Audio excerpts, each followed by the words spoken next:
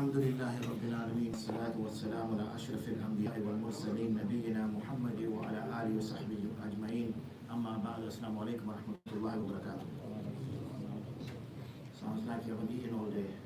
Assalamu alaikum warahmatullahi wabarakatuh. Brothers, if you can all come a little bit closer together, don't worry, I put special kit on before I came to the masjid. So if any smell is coming to you, it's not coming from me, it's from the other brothers. A little bit closer, so that other people, if they're engaging in other acts of worship, they may do so. Jazakumullah khair. It's an honor to be here and a privilege as well to be able to sit in front of you and share the words of Allah subhanahu wa ta'ala with you and the words of the Prophet sallallahu alaihi wasallam.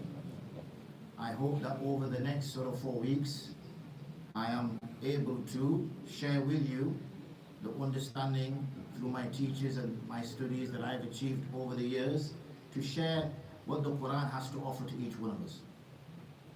The Qur'an is, as you're well aware, in the Arabic language. So as a result, it requires a little bit of effort on our behalf in order to engage with the language, in order to learn the language. We know the Qur'an has been described as a message, and the message is quite clear. That message was sent to you. That message was sent to me. That message was sent to the people in your house. That message was sent to the people in your street. That message is a direct message from Allah subhanahu wa ta'ala to each and every single one of you. It is each and every single one of your responsibility to understand and learn it. It is not just for the ulama. For the ulama is for them to be able to access the books of fiqh which have derived the masail from the Qur'an and from the Sunnah. We stand in prayer. We've just stood in prayer now. When we stood in prayer, we recited Surah Al-Fatiha. Now, if I was to ask any one of us, what does Surah Al-Fatiha mean? Some of us fortunate here may be able to translate and explain it. For the great majority of us, we wouldn't know. Yet we stand 5 times a day. Allah knows best how many rakats a day. And we stand and we say we're talking to Allah subhanahu wa ta'ala. And we recite Surah Al-Fatiha. And we have no idea what we're saying.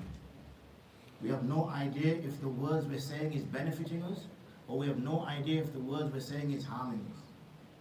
When it comes to other matters, when it comes to understanding how to change a bulb or how to buy a particular car, we make sure that we're fully aware of every single aspect of that activity before we engage in it. So why do we take our iman? Why do we take what defines us? Why do we take what is our identity so lightly? Especially when we find ourselves in climates, both here and abroad, where our very identity is being snatched away from us. The very description we give ourselves to call ourselves Muslims is being removed from us, where we're unsure now whether certain issues are part of Islam or not part of Islam. Surely this is the time for us to come closer together, to reconnect with the word of Allah subhanahu wa ta'ala, and to reconnect with the words of the Prophet sallallahu alaihi wasallam. So the masjid and the committee and the individuals behind that have made this effort to gather individuals who will sit here after Asr. For us it's an hour. We can't do anything in that time anyway. Can't eat, can't do whatever. So we may as well be in the masjid so we can benefit from this. But this benefit is not, it's just that we listen for half an hour, 45 minutes. Ramadan comes, Ramadan goes, and then we're still in the same situation. It's supposed to be a life-changing situation. If you went to the dry cleaners, or if you went to the place where they wash clothes, and the clothes bag you gave back to you, the clothes were as dirty as they were when you brought them in, would you not complain to him? Would you not say, brother, I brought these clothes, they're as filthy as they were when I brought them? So why is it that when we enter into Ramadan and we come out of Ramadan and we're as filthy as we were before, why do we not complain to ourselves that what use was this Ramadan for? But anyway, that's just as a little taster, sorry for the pun. We now need to focus on the actual activity that I'm here for. Surah Al-Fatiha is referred to as the opening of the book because it is at the beginning. It has high, significant virtues, but I'm sure the ulama have already spoken about them. I want to focus particularly on the opening of Surah Al-Fatiha itself and obviously Surah Al-Baqarah. Allah subhanahu wa ta'ala starts, as we know, with each surah with Bismillahir Rahmanir Rahim, which is in the name of Allah subhanahu wa ta'ala, and Ar-Rahman and Ar-Rahim. we find that the word Raham, which refers to the womb, which is where a person is the safest, where they have nothing to worry about, also has these root letters in it. And Allah subhanahu wa ta'ala of all his sifats chooses two sifats which are based both on Ra, Ha and Mim. Alhamdulillahi Rabbil Alameen. All praises are due to Allah subhanahu wa ta'ala, the Rabb of Al-Alameen. So all praise. Whenever we praise anybody for anything, and praise is the highest form of acknowledging someone's favor to you. So all praise are due to Allah subhanahu wa ta'ala. Rabb. Now the word Rabb, what do we mean by the word Rabb? Now we have this word Tarbiyah. Tarbiyah, which we understand is when we raise our children, we are supposed to be doing that Tarbiyah. Children are not supposed to be born and left alone. If we took a plant and placed it in the ground and left the plant, then the plant would grow crooked and bent, and it would grow in all sorts of angles. What we're supposed to do is continuously nurture that plant. Make sure it's getting sufficient sunlight. Make sure it's getting sufficient water. Making sure there's no weeds around that plant, which is disturbing that plant, which is causing problems to that plant. And we would continuously be doing that until eventually that plant grew up to be a strong tree, and then we would leave it because we would know now it understands. That is tarbiyah. This is what we're supposed to do for our children, tarbiyah. That's our responsibility. And we will be asked regarding this responsibility on the Day of Judgment. Remember these words, brothers. We will all stand in front of Allah, and He will ask us how we raised our children. What did we do for them? So Allah subhanahu wa ta'ala is Rabb, not just like we are Rabb of children. Allah subhanahu wa ta'ala is Rabbul Alameen. So He's continuously engaging with the worlds. He did not create them and leave them. He's continuously engaging with them, Al-Alameen. But this puts a sort of some fear inside a person's heart, that Allah is Rabbul Alameen. You know, this is mine, these clothes are mine, and I feel quite good about myself. You know, I own something. I got a car outside, I feel like I've achieved something in life. But Allah subhanahu wa ta'ala is Rabbul Alameen. You've got to try. You see, when we hear words and we don't reflect on them, we don't contemplate over them, then they don't pierce inside the heart. They just get to the tongue and back out the tongue. We have to absorb this so it reaches the heart, because the heart is the place which has to move. The heart is the seat of Iman. So Allah subhanahu wa ta'ala is Rabb of you, me, the masjid, everything you see around you, the street, the country, the world, the other planets, the moons, the sun. I could go on and on and on. And continuously we know how difficult it is to run a house. Allah subhanahu wa ta'ala is continuously engaging and running the universe and what is even beyond our understanding. But He also describes Himself immediately by saying, Ar-Rahman Ar-Rahim. That remember, Allah subhanahu wa ta'ala loves you. Allah subhanahu wa ta'ala loves you. He does not hate you. He wants the best for you. That's why He's offering you Iman. That's why He sent His beloved sallallahu alaihi wasallam to you, because He wants the best for you. He could have left you wandering in the dark, aimlessly. All our lives we could wander in the dark, aimlessly, with no purpose. Thinking the purpose is to compete with people. Thinking the purpose is to make sure my house is bigger than his. Thinking that I need more money than he needs. Well, He didn't. Allah subhanahu wa ta'ala did not leave us in the dark. He gave us that. But before we get too sidetracked with Allah subhanahu wa ta'ala's mercy, He mentions Maliki Yawmiddin, that I am the master of the Day of Judgment. There will be a judgment. Everything you do, you will be judged for. Every act, every penny you earn, every penny you spent, how you engage with a person, how you disengage with a person, every single little minuscule thing will be judged. And Allah subhanahu wa ta'ala is the judge. So yes, He has mercy. He will be merciful. But mercy is only given to that person who begs for mercy. A person will only give mercy to another person when that person begs for mercy. Why are we expecting Allah subhanahu wa ta'ala's mercy when we're not asking for it, when we're not pleading for it, when we're not begging for it? Then Allah subhanahu wa ta'ala mentions something to assist us in terms of a dua. إِيَّاكَ نَعْبُدُ وَإِيَّاكَ نَسْتَعِينُ. إِيَّاكَ نَعْبُدُ. This could also have been نَعْبُدُكَ. But Allah subhanahu wa ta'ala intentionally chose to say إِيَّاكَ نَعْبُدُ. The reason why He intentionally chose to say إِيَّاكَ نَعْبُدُ is because it means only you do we worship. Not that we worship you, because if we worship you, then that could also mean that we worship other things. But when you say إِيَّاكَ نَعْبُدُ, that means only you, Ya Allah, we worship. Now, what is worship? We talked about praise. We talk about thanking somebody. When someone does you a favor, you thank them. You can praise somebody. But when you worship, then this is the highest form that a human can show towards a deity, a God. And these are the days when we try to push harder with our acts of worship so that we can draw closer to Allah subhanahu wa ta'ala. وَإِيَّاكَ نَسْتَعِينُ. And from only you do we seek help. So what is it? Do we genuinely seek help from Allah subhanahu wa ta'ala? Do we, when we enter a financial problem, do we seek help from Allah first? Or are we dialing on our phone to find out our friends' numbers first? When we need some help in that somebody is ill or not well, is it Allah subhanahu wa ta'ala that we go to first? Or is it trying to find the best doctor around? Do our beliefs tie in with our actions? So first in matter is only Allah subhanahu wa ta'ala that we seek help from. Even when we get help from medicine or anything else, that is just a sabab, that is just a means. It is Allah subhanahu wa ta'ala is the one who is curing. And this is about how we have to strengthen our iman so that these verses mean what they actually mean to us. اهدنا الصراط المستقيم. Guide us towards the straight path. The path which is not crooked, the path which is not wayward, the path which is direct and straight. صراط الذين أنعمت عليهم. The path of those of whom upon are your favors.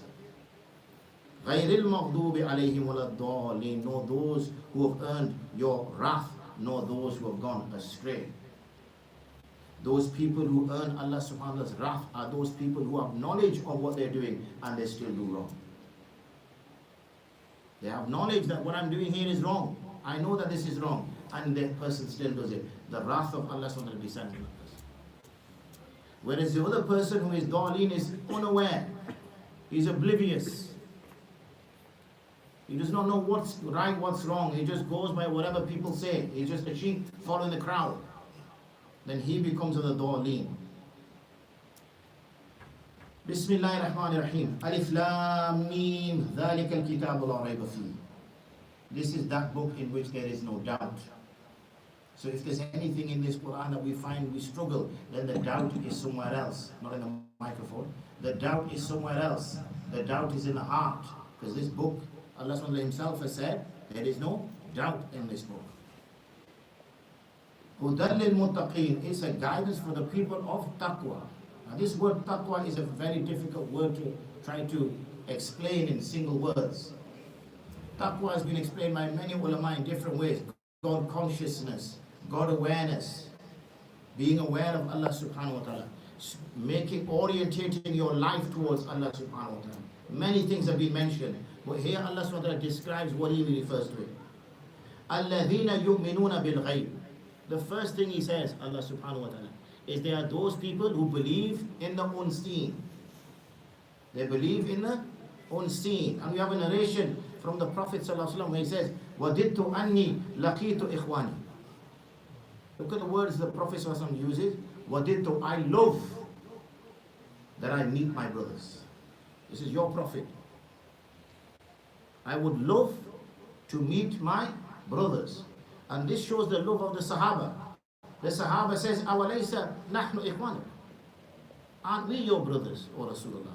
You see, normal, when a child is born in a house, and there's already another child in the house, then the older child starts to get shown a little bit of jealousy, because now the little child has got all the attention of the mother.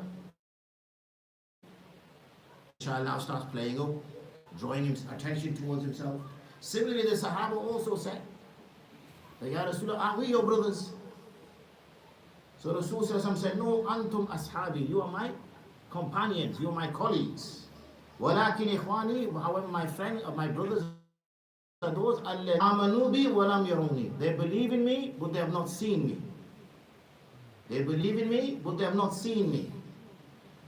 There's another narration very similar in which the Prophet ﷺ describes. So the Sahabas, the companions say, Ya Rasulullah, how will you recognize them? How will you recognize your brothers? So the Prophet of Allah explains that when you let out your horses onto the pasture to eat and run, and you bring them back in at the end of the night, how do you recognize which one is your horse and which one is somebody else's horse? Obviously we know that horses have patches on their forelegs and on their faces. So in the same way the Prophet described that my brothers who will come after will shine bright on their arms and shine bright from their faces. And the explanation for that is because when they perform wudu, then there's this wudu which is shining bright, but you're only going to perform wudu if you're going to pray salah.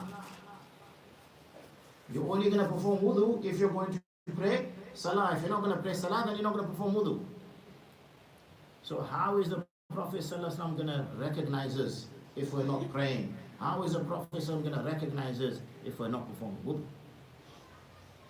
In another narration, the Prophet ﷺ said, Tuba liman ra'ani wa amana bi. Tuba has two meanings, one in which the hadith itself explains it, and another one which means glad tidings. Glad tidings to those individuals who see me and believe in me. But then the Prophet ﷺ said, Thumma tuba, thumma tuba, thumma tuba liman amana bi wa lam yarani. Then glad tidings and glad tidings and glad tidings for those individuals who believe in me when they have not seen. So here when Allah SWT mentions the first definition of muttaqeen is الَّذِينَ يُؤْمِنُونَ بِالْغَيْبِ. Everything about your faith is the unseen. Have you seen Jannah? No. Have you seen Jahannam? No. Have you seen Jinn? Okay, maybe once or twice. Have you seen angels? No. Have you seen the Prophet ﷺ? No. How do you know this is the revealed book that came to the Prophet ﷺ? Did you see it?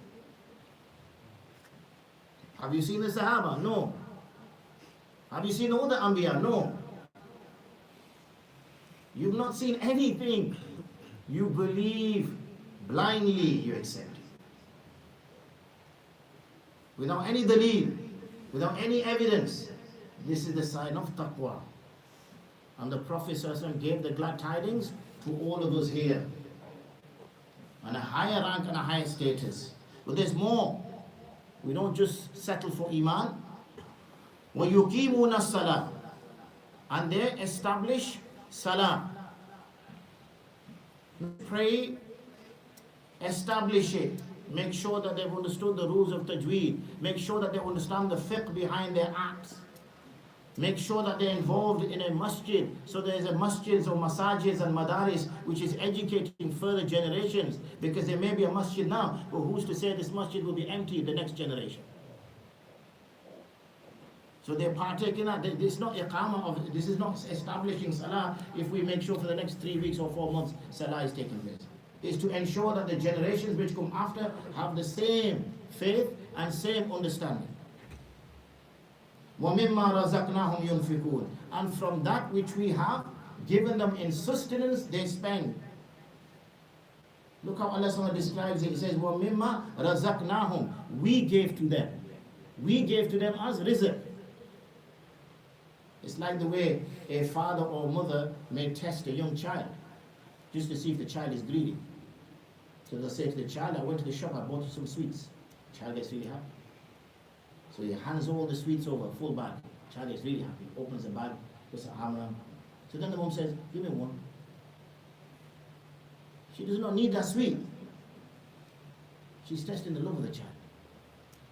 The child has got a full bag. The bag came from the mother. So you give me one sweet. And no. What do they know? Anyway. You know, he'll say, no. What do you mean, no? I gave you the full bag. So Allah subhanahu wa ta'ala is the one who gives us rizq.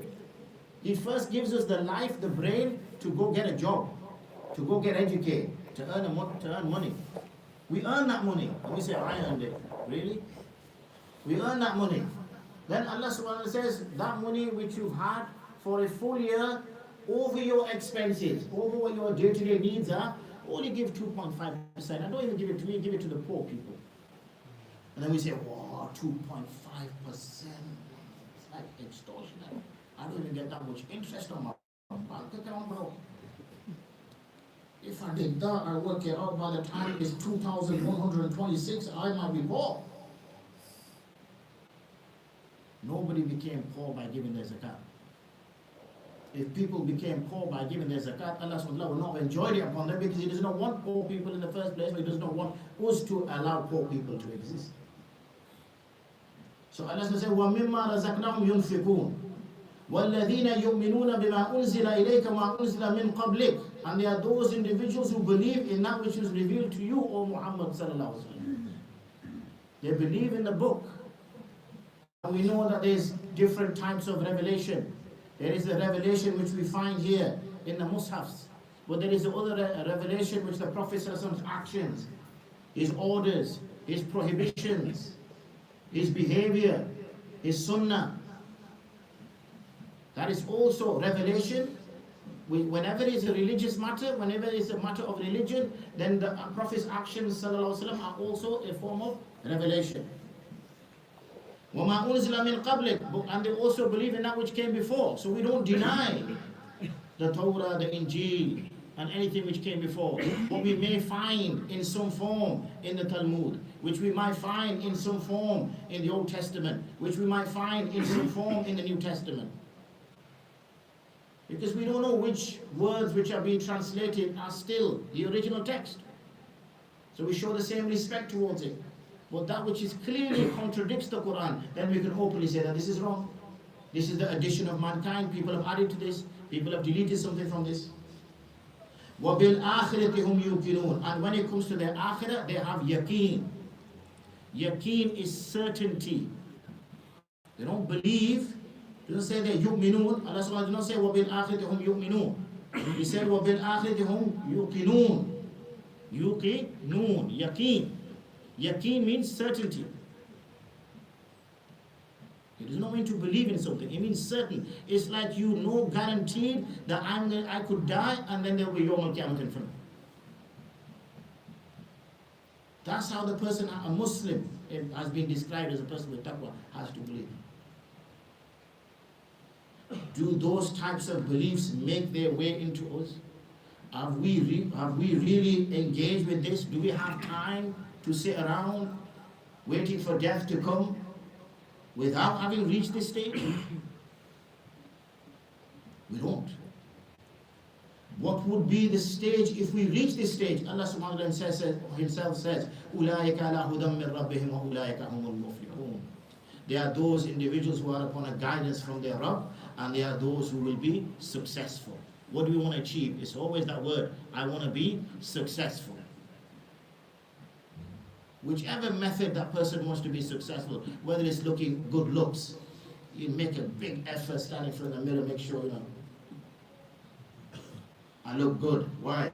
Because I want to be successful. You make great effort to go and earn. Why? He spends hours, doesn't see his wife, doesn't see his children, doesn't see the masjid, he's spending hours and hours working. Why? He wants to be successful. So we use different things to determine what success is.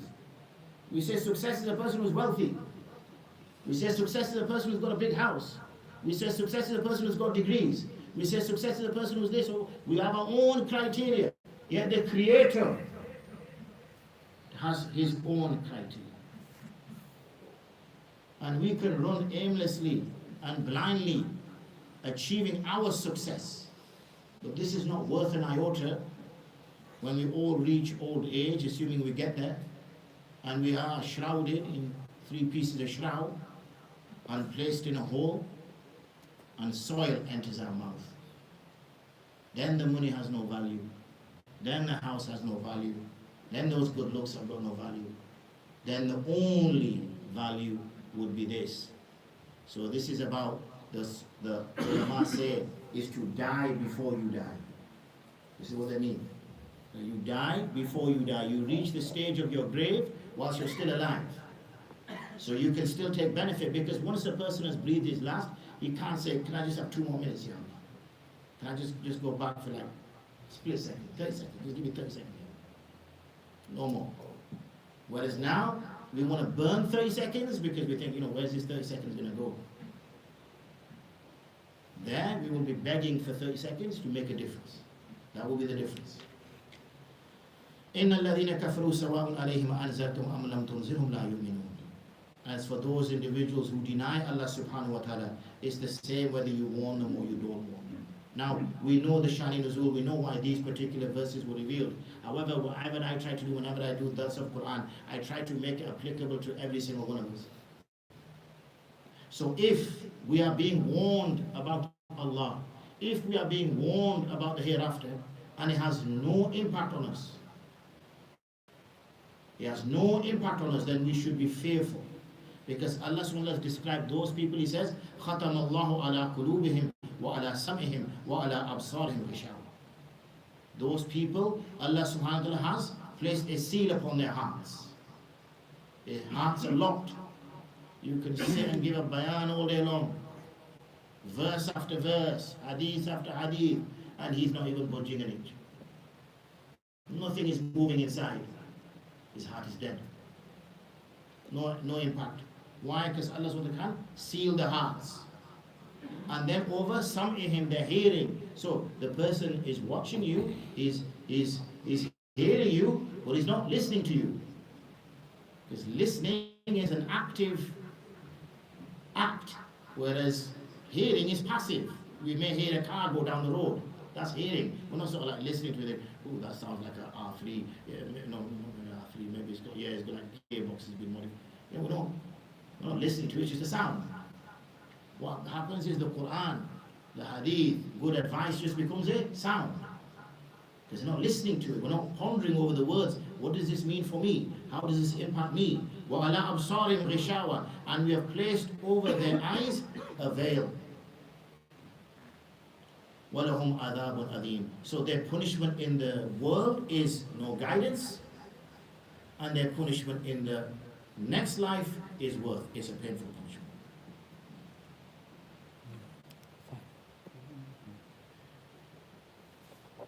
وَمِنَ النَّاسِ مَنْ يَقُولُ آمَنَّا بِاللَّهِ وَبِالْيَوْمِ الْآخِرِ وَمَا هُمْ بِمُؤْمِنِينَ. And there are people who say that they believe in Allah and they believe in the last day, but they don't believe. We're seeing nowadays a lot of confusion.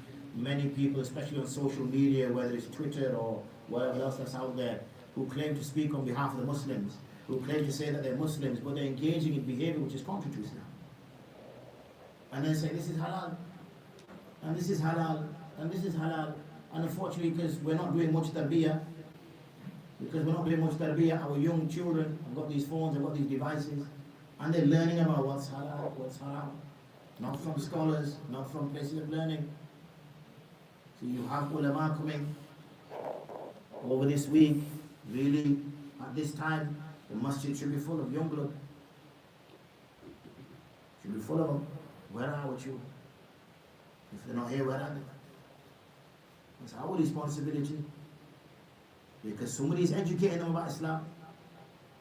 Somebody sent me just recently some literature regarding the issue on LGBTI, and they were actually proving from the Qur'an that homosexual acts are legal and permissible and have been for ages. From the Qur'an. But if our children are getting this on social media, and there is no other impact, because we're not sending them to Madaris. We may send them to Maktab as soon as they hit 12, 13, do a one Quran Khatam, that's it, by certificate, again, they go and leave. There's no Islamic education we're providing for our children at all. There's somebody's educating our children, if we're not educating. So this is what we should be concerned about. We will be asked about it. يُخَادِعُونَ اللَّهَ وَالَّذِينَ آمَنُوا مَا يَخْدُعُونَ إِلَّا أَنفُسَهُمْ وَمَا يَشْعُرُونَ. And they attempt to deceive Allah subhanahu wa ta'ala and those who believe. However, they don't deceive anybody but themselves. They are their own enemy. They do not realize the impact that they're having, and they will see that themselves in the next life. I'm conscious of time, obviously. I think people need to maybe freshen up their wudu, and also a time-apt opportunity to make dua as well. So I will stop there, inshallah ta'ala. until next week. We will carry on. But please, brothers, the ulama are making themselves available all week from what I gather. So do attend those sessions. They have busy schedules. They have other things, other responsibilities. They could be doing something else. But alhamdulillah, may Allah reward them. They're making themselves available. So please make sure, bring some people around with you. The masjid has made great effort to put something on as well. Let's utilize the services that our community is providing. وآخر دعوانا الحمد لله رب العالمين.